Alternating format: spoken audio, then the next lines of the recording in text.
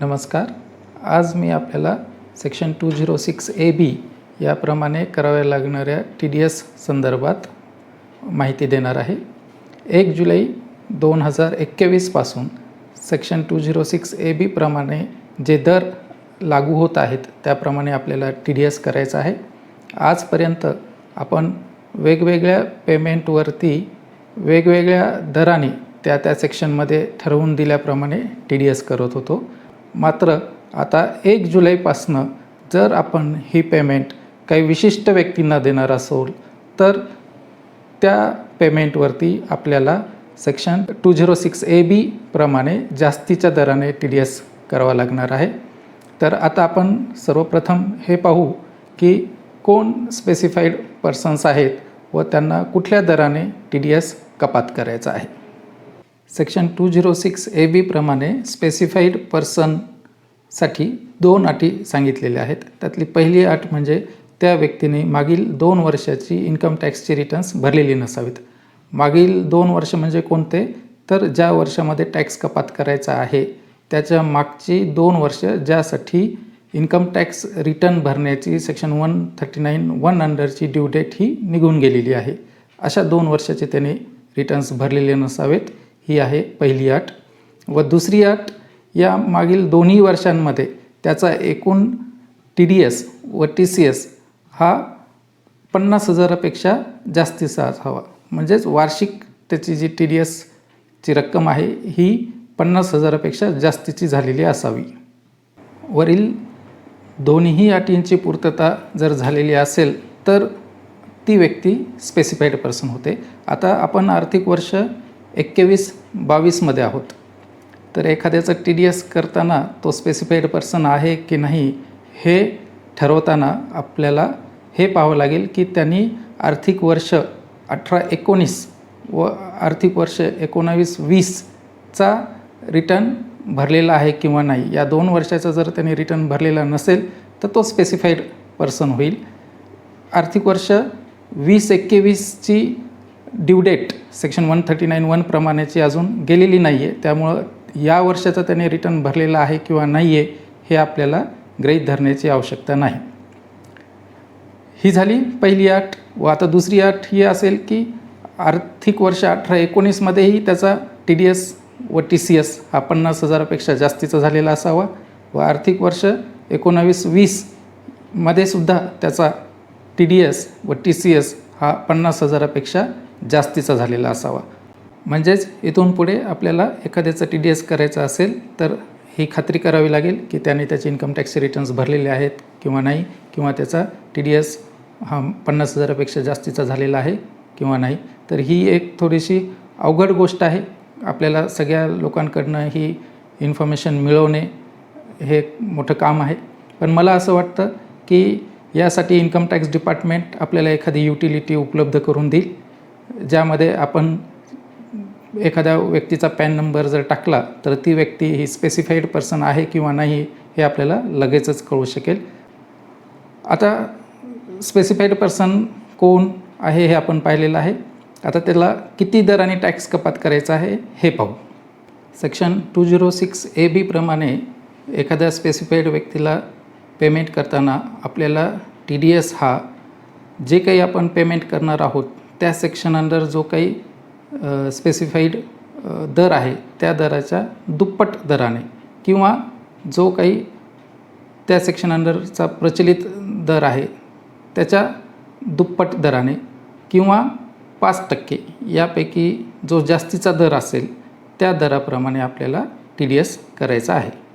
याशिवाय जर specified पर्सनला section 206AA लागू होत असेल तर त्यावेळेस सेक्शन 206AA किंवा सेक्शन 206AB यामध्ये यापैकी जो जास्तीचा दर असेल त्या दराने आपल्याला TDS करावा लागेल.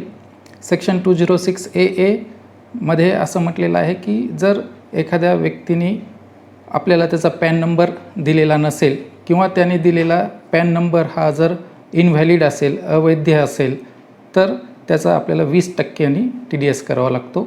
जर एखाद्या स्पेसिफाईड पर्सनने त्याचा आधार नंबर पॅनशी जर लिंक केलेला नसेल, ज्यासाठी आता मुदत 30 जूनपर्यंत आहे, तर त्याचा पॅन इनव्हॅलिड होईल व त्याला सेक्शन 206 AA ॲप्लिकेबल होईल. आता आपण TDS रेटची काही उदाहरणं पाहूयात. सेक्शन 194C प्रमाणे जर आपल्याला एखाद्या इंडिव्हिज्युअलला पेमेंट करायचं असेल तर सेक्शन 194C प्रमाणे 1%नी TDS करणे आवश्यक आहे. पण ज्याला पेमेंट करायचं आहे अशी जर व्यक्ती स्पेसिफाईड पर्सन असेल तर सेक्शन 206 AB प्रमाणे जो काही सेक्शन 194Cचा रेट होता त्या रेटच्या दुप्पट किंवा 5% यापेक्षा जो काही अधिक रेट असेल तो इथे लागू होईल. त्यामुळे इथे 194Cचं पेमेंट जर आपण एखाद्या स्पेसिफाईड पर्सनला करणार असलो तर त्याला 5% आपल्याला TDS करावं लागेल व हा जो स्पेसिफाईड पर्सन असेल तो जर सेक्शन 206 AA प्रमाणे त्याचा पॅन आधारला लिंक केलेला नसेल तर त्या केसमध्ये आपल्याला त्याच्यावरती 20% TDS करावं लागेल. आपण सेक्शन 194H प्रमाणे ब्रोकरेजचा उदाहरण घेऊयात. 194H प्रमाणे ब्रोकरेजला आपल्याला 5%नी TDS करावा लागतो. जर ते स्पेसिफाईड पर्सनला आपण करणार असलो तर सेक्शन 206 AB प्रमाणे आपल्याला 10%नी त्याचा TDS करावा लागेल आणि जर तो स्पेसिफाईड पर्सनला सेक्शन 206 AA ॲप्लिकेबल होत असेल तर आपल्याला 20%नी TDS करावं लागेल. आपण आता सेक्शन 194A प्रमाणे इंटरेस्टचं उदाहरण घेऊयात. इंटरेस्ट पेमेंटचं. इंटरेस्ट पेमेंटला 194A प्रमाणे आपण 10% TDS करतो. जर ज्याला पेमेंट करायचं आहे तो जर स्पेसिफाईड पर्सन असेल तर आपल्याला 20%नी त्याचा TDS करावा लागेल आणि जर तो स्पेसिफाईड पर्सनला सेक्शन 206 AA ॲप्लिकेबल होत असेल तर त्या केसमध्ये पण 20%च रेट आहे. तर अशा वेळेला आपल्याला 20%नी TDS करावं लागेल. तर अशा प्रकारे आपल्याला सेक्शन 206 AB प्रमाणे जास्तीच्या दराने TDS करावं लागेल. आता आपण हे पाहू सेक्शन 206 AB कुठल्या पेमेंट्सला ॲप्लिकेबल नाही होत. सेक्शन 206 AB हा सगळ्या प्रकारच्या TDS पेमेंट्सला ॲप्लिकेबल आहे. फक्त तो सॅलरी पेमेंट्स सेक्शन 192 प्रमाणे जे आपण करतो त्याला लागू होत नाही.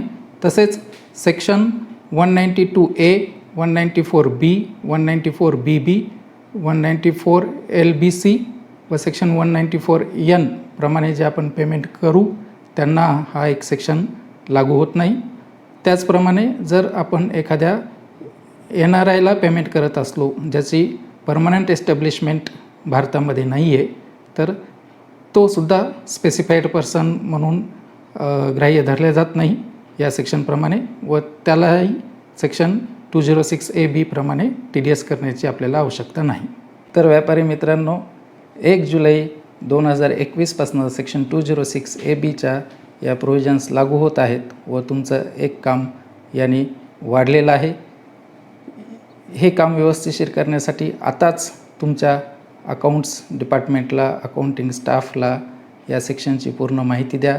तसेच तुम्ही ज्यांचे TDS करणार आहात अशा सगळ्या पार्ट्यांना हा व्हिडिओ शेअर करून त्यांना आताच या सेक्शनबद्दल कल्पना द्या, जेणेकरून तुम्हाला 1 जुलैनंतर TDS करताना त्यांना सगळी माहिती सांगत बसायची आवश्यकता नाही. व तुमच्या जर काही शंका असतील तर खाली कमेंट्समध्ये टाका, मी त्यावरती तुम्हाला उत्तर देईल. धन्यवाद.